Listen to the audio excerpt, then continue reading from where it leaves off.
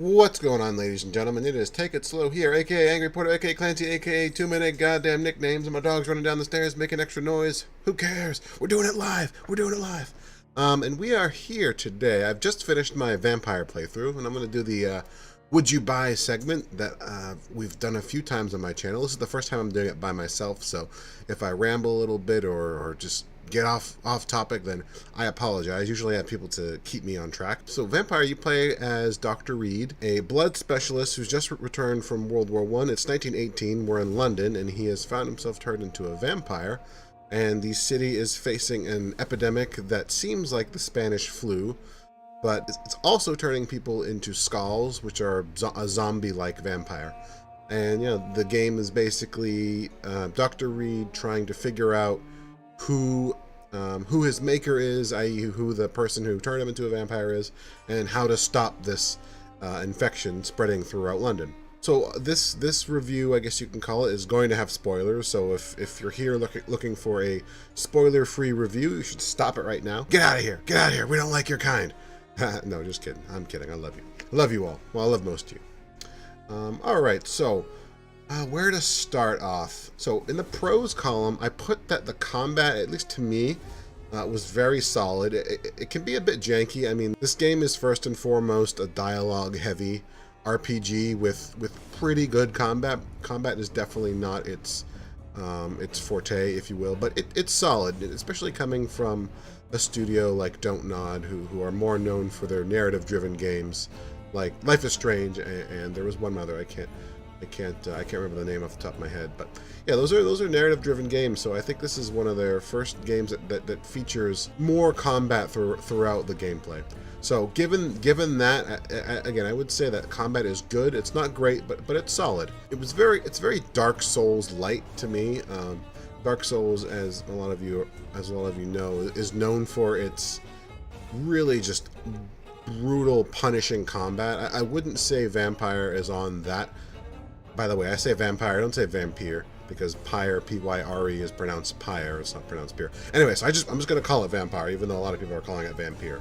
But so, there we go, there's me getting off track. So I would say the combat is Dark Souls light in that most of the time, if I died, it was because I fucked up. It's because I was either getting cocky or just not paying attention. I didn't feel like I'd ever died in combat unjustly. I mean, there are a few times where, because of the camera, and we'll get to that later, an enemy hit me because I couldn't see it coming, but for the most part, I think combat was very solid. Bit janky, but solid. Yeah, so going off that, there's a good diversity in enemies. You have two factions that you're fighting most of the time. Actually, I guess we could say three factions. We're fighting Skulls, who are the zombie-like vampires. So they're citizens that were affected by the air quote Spanish flu, was actually the Skull epidemic, and then who have slowly turned into these mindless vampire zombies. And then we have the Guard of Pruin, which the Guard of Pruin is an organization of vampire hunters, essentially. They're just dudes out there trying to clean up the streets in a very brutal, unforgiving way. There's no way for them to know. So, like, whenever you go into combat with the Guard of Pruin, they do give you a chance when they first see you to walk away, but they're very authoritarian. Like, they don't let people walk around at night, basically. And if you tell them to go fuck themselves, they'll start attacking you, and they'll find out very quickly that Dr. Reed is a vampire. But I wonder, you know, obviously this never happened in game, but just spitballing, I wonder what they would have done if they're just someone's out walking around, and are they just going to kill people too? So they're very brutal in their methods. You have, they're not quite rookies, but you have smaller guys. Some have torches, some have pistols. You have a crossbow guy who likes to stay at range.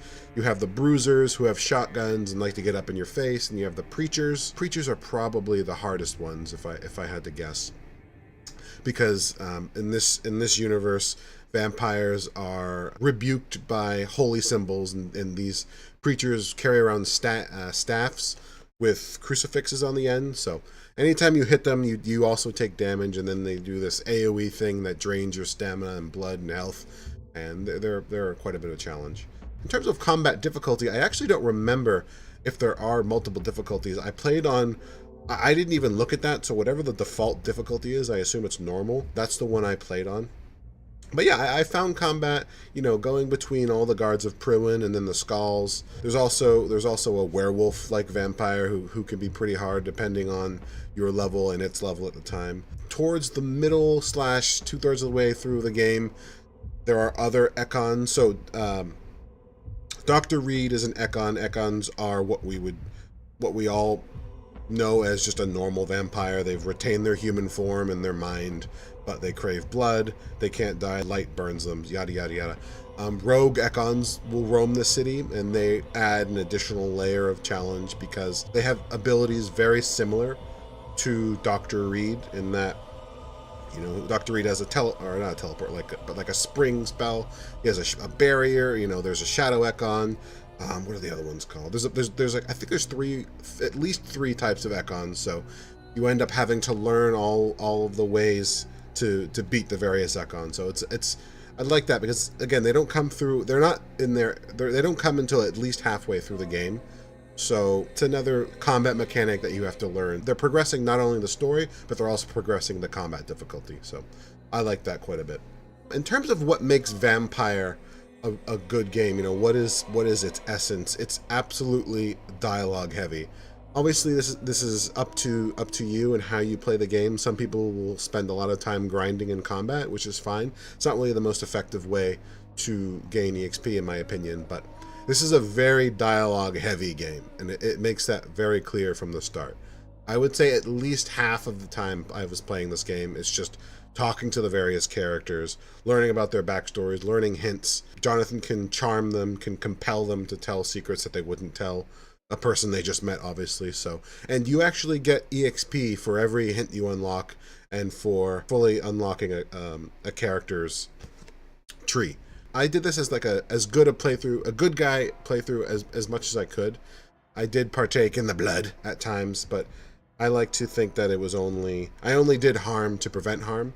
But if you're going for like a full I'm gonna eat and consume everyone type playthrough, then you're definitely gonna want to get to know everyone first, because the more hints, the more you find out about an NPC's backstory and whatnot, the richer their blood is.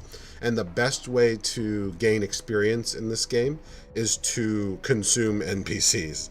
So if you're going for a pacifist playthrough, you're going to be pretty underleveled at the end. I mean, you still get EXP from combat, but let's say I'm in combat with 4 guards of Pruin. I might get 60 EXP from that. I might get 15 to 20 from each guy.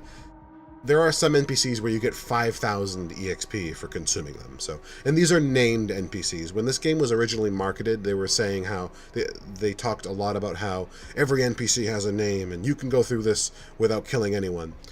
It's a little misleading, in my opinion. There's a lot of the guards of Pruin guys who are not named. They're just prefab NPCs that spawn with different characteristics. You can, I suppose, every time you come across them, you could run.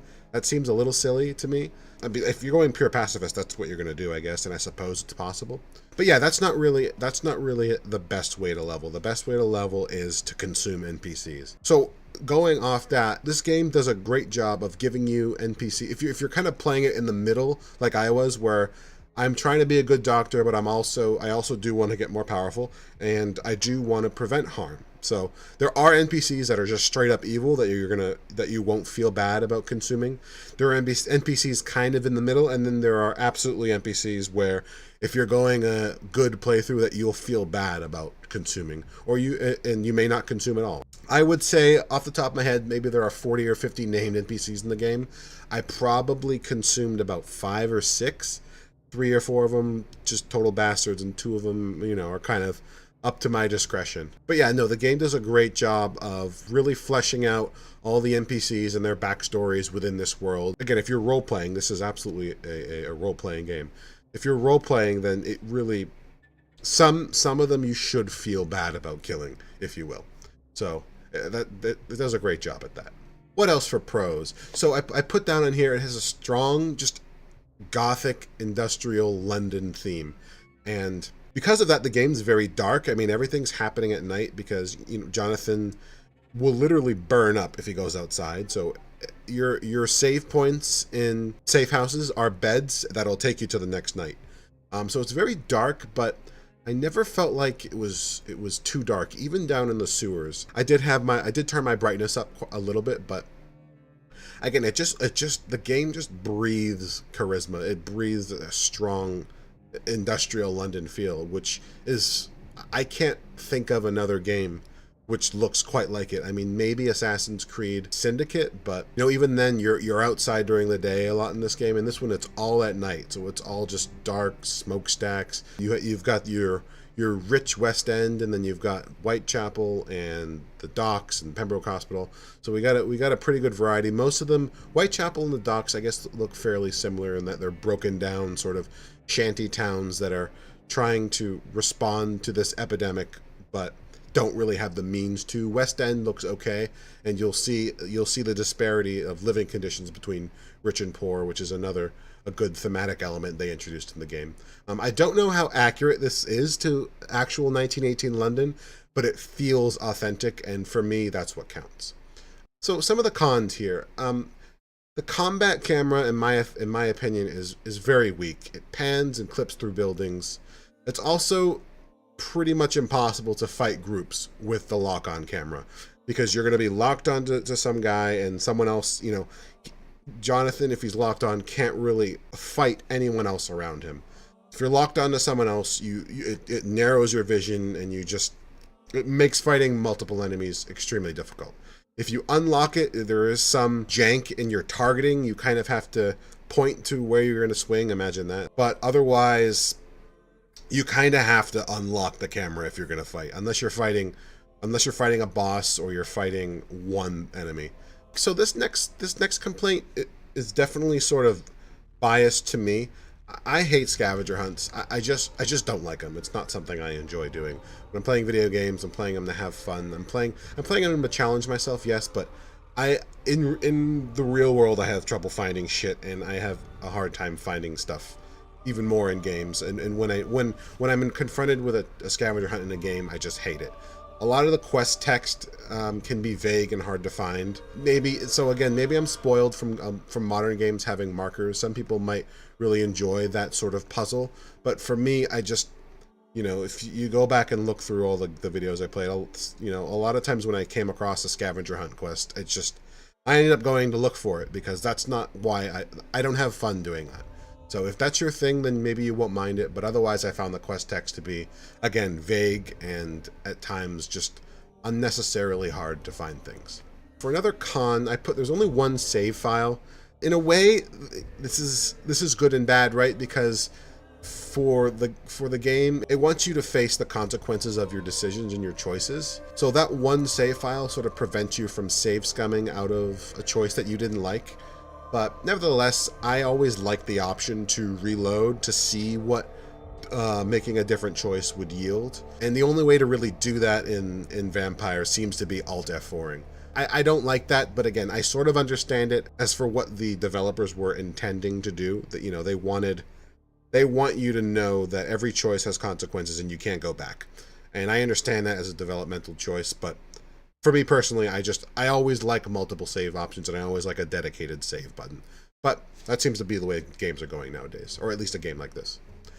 Also, going off that, it didn't happen to me, so I don't want to act like I'm a victim of something here, but there is only one save file, and if that save file is corrupted, you're shit out of luck. So again, there's never a reason to not have multiple save files. If you're going to have an autosave function and then maybe a dedicated save at every bed, that would have been a good compromise between, I think. So just give me more save files. Give me more fucking save files. So I put this down as somewhere in between a pro and a con. Every time you sleep, the whole city respawns. And as a game mechanic, I understand why. It's a good way for grinding EXP, although again, combat EXP is not the best way to grind. But if we're sort of looking at this logically, which I don't know is fair to do, it's a video game, right? We have to judge it as a video game, not as what makes sense in reality. But I probably killed hundreds, if not thousands, of Guard of Prywin members over the course of however many nights this took place. At least probably a dozen, if not more. To me, I sort of wonder, how does the Guard of Prywin keep recruiting when every night they lose 60 or so guys? But that's okay. We won't judge them too harshly on that. But yeah, the city respawns every night. So which can be a little frustrating because there is some rehash in areas. Sometimes if you want to just go back to an area where you were before to get something, but you've rested and now everything's respawned, it can get a little grindy and annoying, but that's sort of just the nature of this game. Okay, bugs. I only encountered one sort of well, I did crash the desktop a few times. I mean, games nowadays are complicated and there's a lot of moving parts going on, so I don't know if I blame, it wasn't consistent by any means. I think I crashed the desktop really hard just once. But I did run into I guess it's game changing in that it's a quest I couldn't get done. The Braille quest, I could not find, or rather, the Braille text that was supposed to be on a corpse wasn't there. It was gone. There was no way for me to find it, and there's no console for me to like create that item for myself, put it in my inventory so I can complete the quest. So that was frustrating, not gonna lie. Again, that's the only one I ran into, but it does, any sort of game-changing, quest-altering bug needs to be called out. So as far as the ending goes, I quite liked it, and it's not just because I one-shot the boss, which I think that was one of the only bosses I one-shot. It was also one of the only bosses I went in prepared for, so there's that element too. But yeah, I sort of like how this conflict is just another in sort of a cyclical conflict between Morrigan and Murden and humanity, and I don't know. I'm a fan of the cyclical nature of things, and it was referencing a lot William Marshall and then King Arthur, and how all these guys were also champions of Murden, also sent to stop Morrigan from wreaking havoc upon the world. So yeah, I liked it quite a bit. A lot of people, I've been seeing online that people were like saying, what the fuck is with this ending? It's blah, blah, blah. But I liked it. So the ending I got is Lady Ashbury killing William Marshall because he is the true source of everything, so I guess she must be his progeny, because since she kills him because he's a source, and then she kills herself because she also realizes that she's the source of the infection and she doesn't want to cause another disaster, so she kills herself.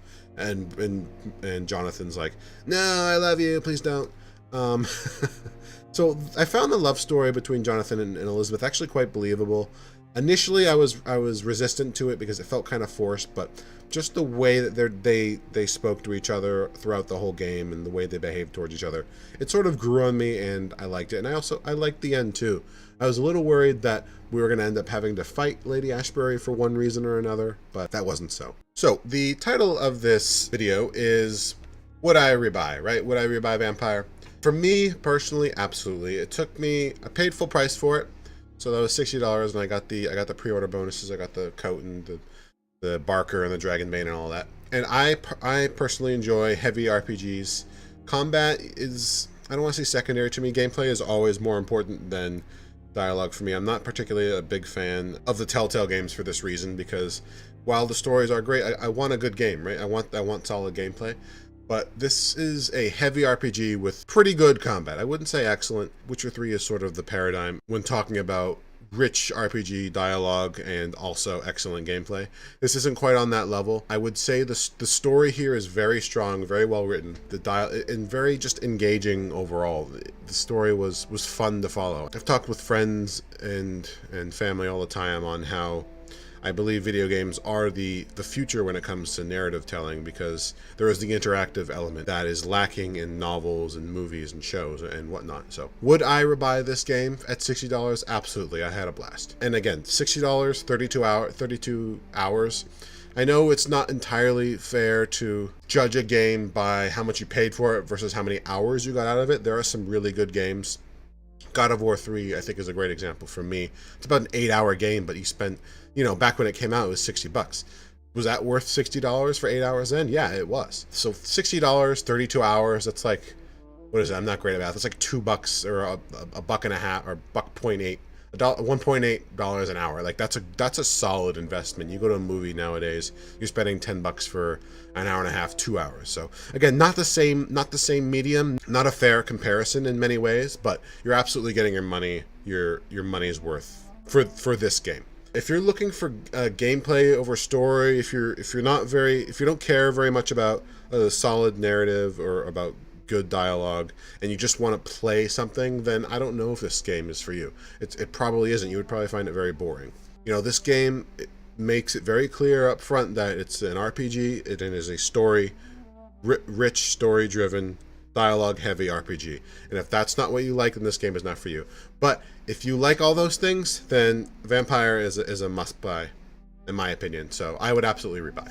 So yeah, I think that'll wrap this video up, ladies and gentlemen. I thank you for watching. For however much of my Let's Play you also watched, I hope you enjoyed. We'll be having more of that stuff in the future. I'm going to probably be... I have a Fallout 2 Let's Play lined up because it's the 20th anniversary of Fallout 2, so I had to.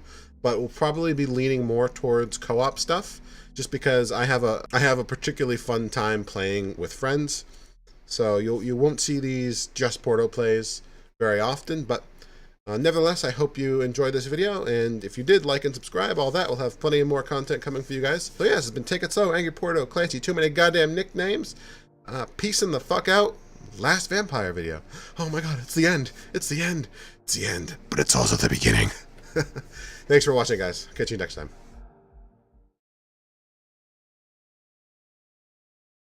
Take it slow.